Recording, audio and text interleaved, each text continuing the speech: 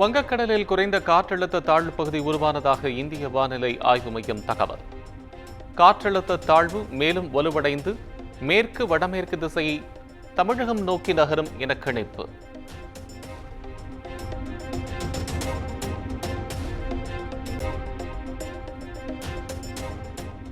தமிழ்நாட்டில் நாளை மற்றும் நாளை மறுநாள் மிக கனமழை பெய்யும்.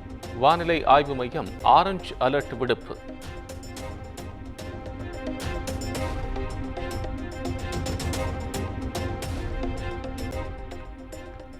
வேளாண் விளைபொருட்களுக்கு குறைந்தபட்ச ஆதார விலை தர வேண்டும். தஞ்சை, திருவாரூர் உட்பட பல்வேறு மாவட்டங்களில் விவசாயிகள் மறியல் போராட்டம்.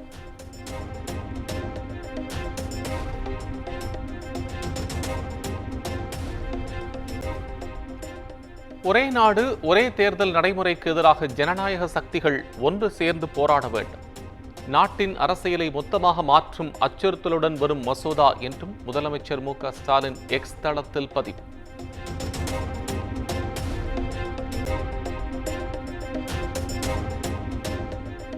பரப்பாக்கம் தொழிற்பூங்காவில் 1500 கோடி ரூபாயில் அமையவுள்ள காலனி ஆலை முதலமைச்சர் மு.க.ஸ்டாலின் அடிக்கல் நாட்டினார்.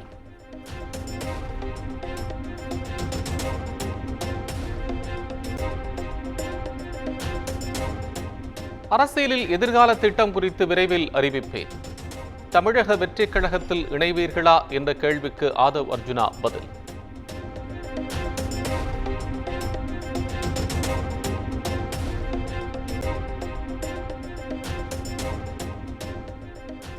ஸ்ரீவில்லிபுத்தூர் ஆண்டாள் கோயில் கருவறை மட்டுமின்றி அர்த்த மண்டபத்திற்குள் செல்ல ஜீயர்களுக்கு மட்டுமே அனுமதி.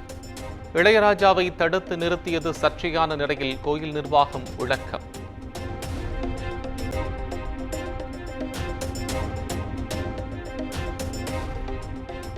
உலக செஸ் சாம்பியன் குகேஷுக்கு சென்னை விமான நிலையத்தில் உற்சாக வரவேற்பு.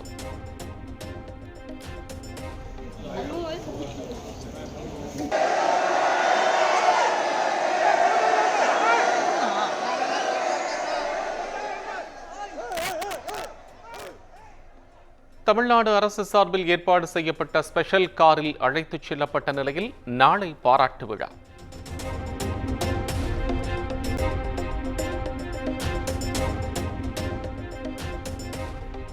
உலக செஸ் சாம்பியன் பட்டம் வென்றது மிகுந்த மகிழ்ச்சி அளிக்கிறது. தனக்கு ஆதரவளித்த அனைவருக்கும் நன்றி என்றும் குகேஷ் பேட்டி.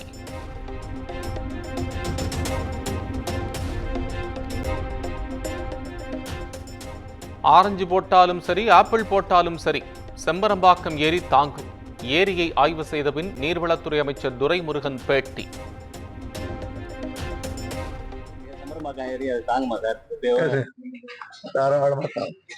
ஆரஞ்சு போட்டாலும் சரி, ஆப்பிள் போட்டாலும் சரி.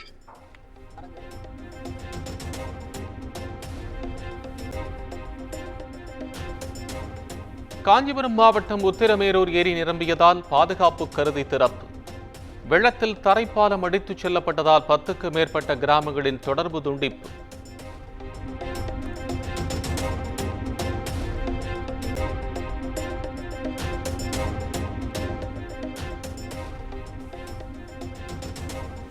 மேற்கு தொடர்ச்சி மலையில் பெய்யும் கனமழையால் நெல்லையில் அணைகளின் நீர்மட்டம் கிடுகிடுவென உயரும்.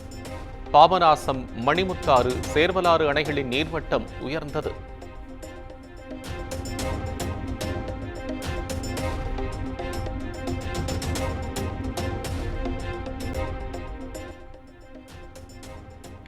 சிவகங்கை மாவட்டம் திருப்பத்தூர் அரசு தலைமை மருத்துவமனையில் ஒழுகும் மழை நீர். மருத்துவமனையின் மேற்கூரைகளிலிருந்து தொடர்ந்து ஒழுகி வரும் தண்ணீரால் நோயாளிகள் அவதி.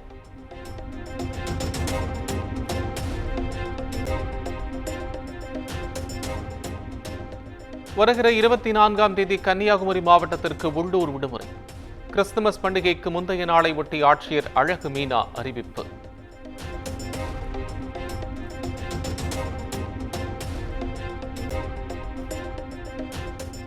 சென்னை எழும்பூரில் 700 கிராம் மெத்தபெட்டமைன் போதைப்பொருள் விற்பனை செய்ததாக 2 கைது.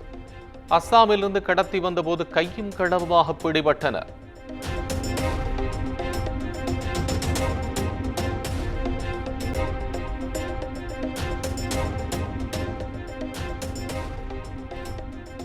டெல்லியில் பிரதமர் மோடி, இலங்கை அதிபர் அனுரகுமார திசநாயக்க இருவரும் முக்கிய பேச்சுவார்த்தை. பல விவகாரங்கள் தொடர்பாக இருதரப்பும் ஆலோசனை.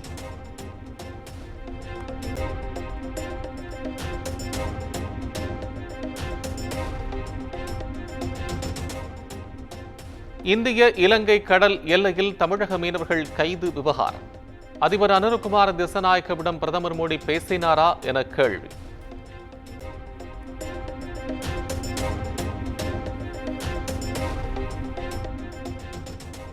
உலக புகழ்பெற்ற தபேலா கலைஞர் ஜாகிர் ஹுசைன் மறைவுக்கு பிரதமர் நரேந்திர மோடி இரங்கல். இந்திய பாரம்பரிய இசை உலகில் புரட்சியை ஏற்படுத்தியவர் என புகழாரம்.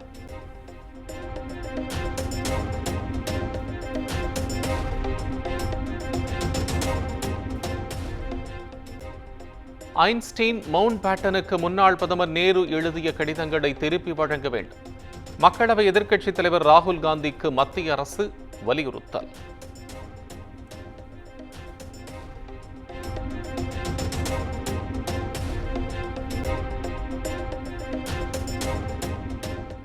இந்தியாவின் பேச்சு சுதந்திரத்தை காங்கிரஸ் முடக்கியது என மத்திய அமைச்சர் நிர்மலா சீதாராமன் உரை.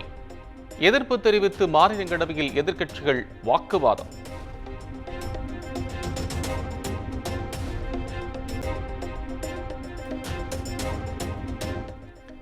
டெல்லி ராஷ்டிரபதி பவன் வந்தடைந்தார் இலங்கை அதிபர் அனுரகுமார திசநாயக்க.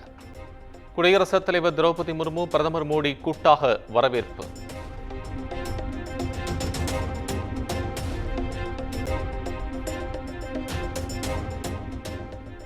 டெல்லி ஹரியானா எல்லையான ஷம்புவில் விவசாயிகள் போராட்டம்.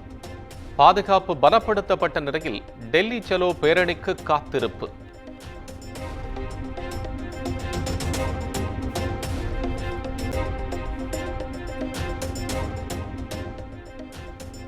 கேரள மாநிலம் வயநாடு அருகே பழங்குடியின நபரை காரில் இழுத்துச் சென்ற சுற்றுலா பயணிகள். 1/2 கிலோமீட்டர் தூரம் இழுத்துச் சென்ற வீடியோ வெளியாகி பரபரப்பு.